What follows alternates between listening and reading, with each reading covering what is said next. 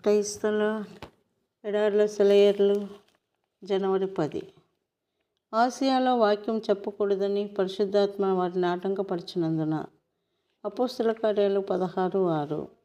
దేవుడు ఆ రోజుల్లో అపోస్తలులను నడిపించిన తీరు చాలా ఆసక్తిదాయకంగా ఉంటుంది. ఈ నడిపింపు ఎక్కువ భాగం అడ్డగింపులతోనే నిండి ఉంది. చాలాసార్లు దారి తప్పుతూ వెళ్ళారు ఈ అపోస్తలులు. ఎడమవైపుకి తిరిగి ఆసియా వెళ్తుంటే దేవుడు వాళ్ళని ఆపాడు. కుడివైపుకి తిరిగి బితూనియాకి వెళ్తుంటే మళ్ళీ ఆపాడు. తర్వాత కాలంలో పౌలు జీవితం మొత్తానికి గర్వించదగ్గ సేవను ఆ ప్రదేశాల్లో చేశాడు. కానీ ఇప్పుడు మాత్రం పరిశుద్ధాత్మ ఆ తలుపుల్ని మూసి ఉంచాడు. సైతాను పదిలంగా కట్టుకున్న ఆ దుర్భేద్యమైన కోట గోడల్ని కూల్చే సమయం ఇంకా రాలేదు. ఆ పని కోసము అపోల్లో వచ్చి చేరవలసి ఉంది. ఇప్పుడు పౌలు బర్నబాల అవసరం మరొక చోట ఉంది. ఆసియాలో సువార్త చెప్పడం లాంటి బాధ్యతాయుతమైన పని కోసం వాళ్ళకి ఇంకా శిక్షణ అవసరం. నీవు వెళ్ళవలసిన దారి గురించి ఏమన్నా సందేహం ఉంటే దాన్ని వెంటనే ప్రభువుకి అప్పగించు. వెళ్ళవలసిన ద్వారం తప్ప మిగతా తలుపులన్నింటినీ మూసేయమని ఆయన్ని అడుగు. ఓ పరిశుద్ధాత్మ దేవా, దేవుని చిత్తం కాని దారుల్లో నా అడుగులు పడకుండా ఆ దారులన్నింటినీ మూసేసే బాధ్యత పూర్తిగా నీకే వదులుతున్నాను. నేను కుడి ప్రక్కకైనా ఎడమ ప్రక్కకైనా తిరిగితే నా వెనుక నుండి నీ స్వరం వినిపించు అంటూ ప్రార్థించు. ఈ లోపల నువ్వు నడుస్తున్న దారిలోనే సాగిపో. నీకు అందిన పిలుపుకి లోబడే ఉండు.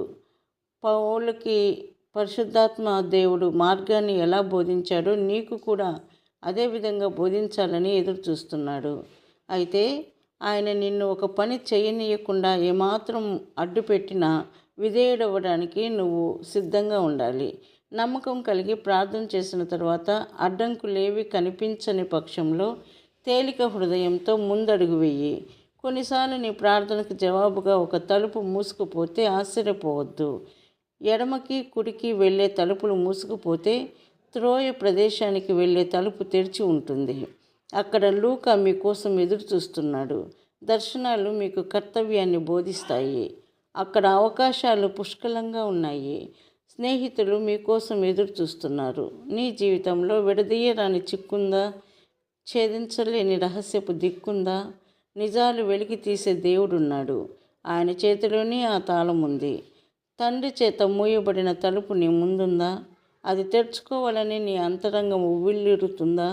ఆయనే ఆ తలుపు మూసినవాడు. అది తిరిగి తీసేవాడు ఆయనే. చూడు, నెమ్మది గల దేవుని పట్ల ఓర్పు కలిగి ఉండవద్దా?